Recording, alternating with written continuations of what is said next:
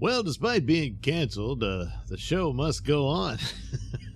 And Star Trek did just that in the form of reruns, and actually became a bigger hit as a result of that, because it managed to have enough episodes for syndication and all that. So there was a fandom, and so there's a market for this stuff.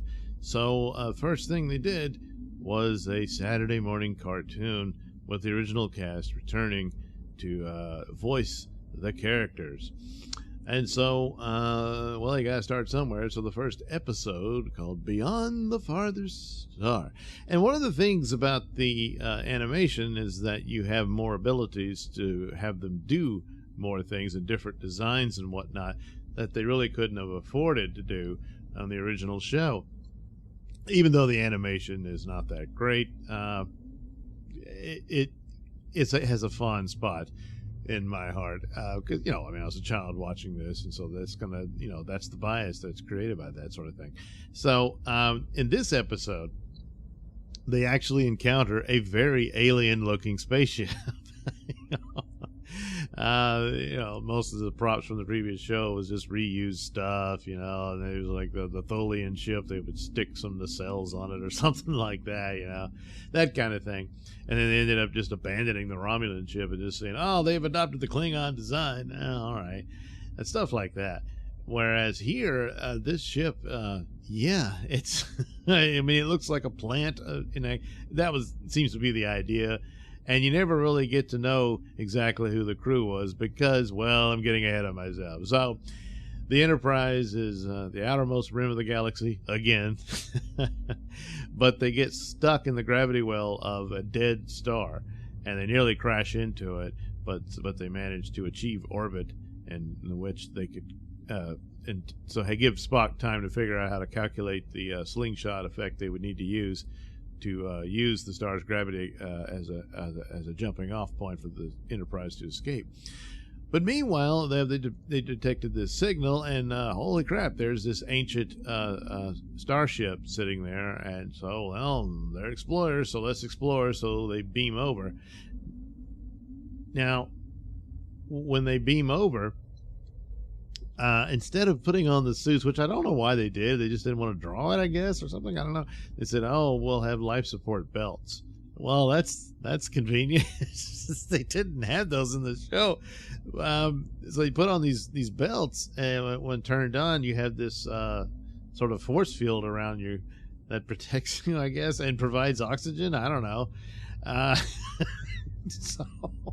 So you don't need a spacesuit. I don't know why they just didn't. Maybe they figured, hey, this is easier to do than to draw them all into spacesuits. So that's what they did. So they beam over to the ship, and they explore it, and it says, yeah, it's very plant-like, and well, maybe there was an insect species living in it or something like that. And then, hey, look, there's this doorway, and they go in it, and oh, it's a trap. Of course, walked right in it. Communicators won't work, phasers won't work. Yeah, I've seen that one before. So they're in there. And in a sort of way, it's almost similar to the plot of Alien.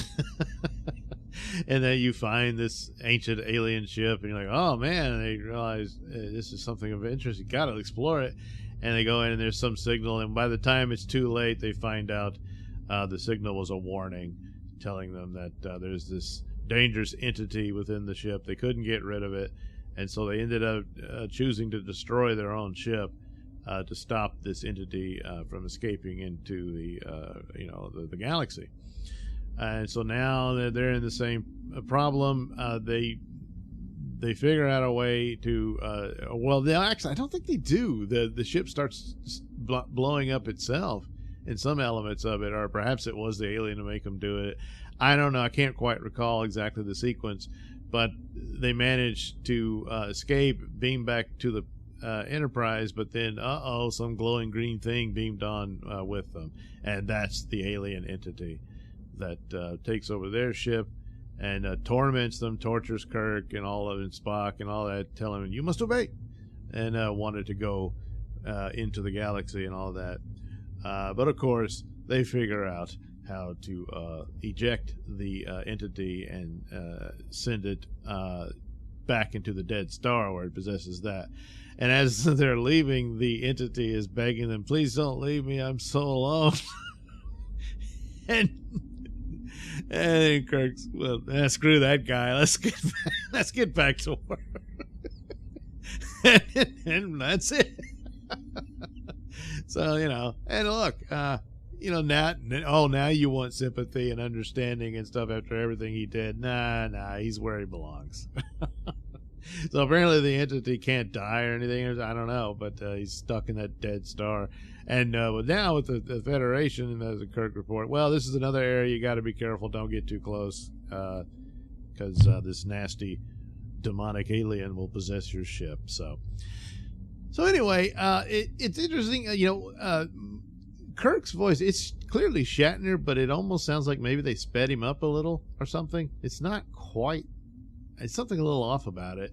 Whereas, Leonard Nimoy and Doohan and all the rest, they sound pretty, it's them, So, it is what it is. But the interesting thing is that I keep hearing that it is now official that is considered canon.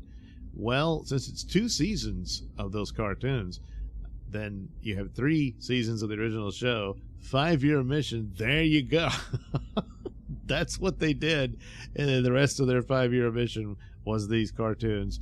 And then eventually they reunite for the motion picture. So I guess that's how that works for Star Trek. So anyway, there we go.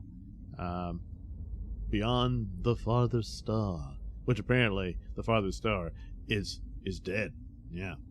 But unfortunately for that stupid alien, it's not. So it's stuck there in a cold, dead star for all eternity, which is probably why it's all messed up and crazy in the first place. But hey, sucks to be you, pal. Thanks for watching and listening. Say, while you're still here, why not like and subscribe and share with your many friends? Yes. Also, check out my mini stores in the link description below. Yes, where you can get t-shirts, hats, mugs, all those goodies with my artwork on them. Oh, yeah. And head over to indieplanet.com and pick up a copy of my comic book, Night Night. Oh, yeah. You can also catch me at my podcast, Mr Nailsin Show, on RadioMisfits.com. And you can also watch my videos on BitChute.com and now on Rumble.com. Oh, my goodness. So many places to watch me and my stuff. Oh, yeah.